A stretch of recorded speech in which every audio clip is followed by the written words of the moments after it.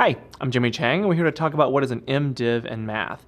Now, one thing that an MDiv could mean here is that of a modified divisor.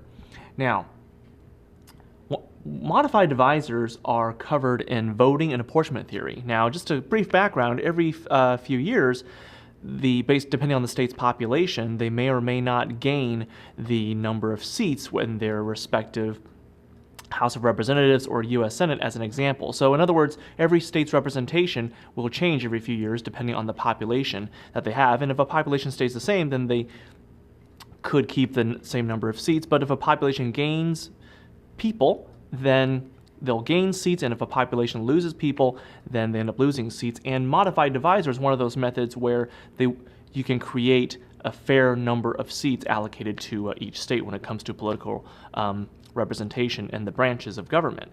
Now, modified divisor is related to what's known as the standard divisor.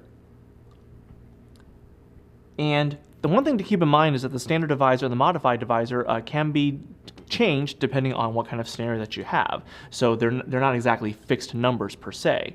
Now, the standard divisor is related to the standard quota, and the modified divisor is related to the modified quota. So a rough formula where this is used is if you take a certain state's populations and you divide by the modified divisor, or MDiv if you will, you're going to get the modified quota. Again, one thing to consider is that the standard divisor and the modified divisor will change, so keep in mind that you may not be using the same number all the way through. But basically, this is where the modified divisor, or MDiv, is used. So, I'm Jimmy Chang, and that's what is an MDiv in math.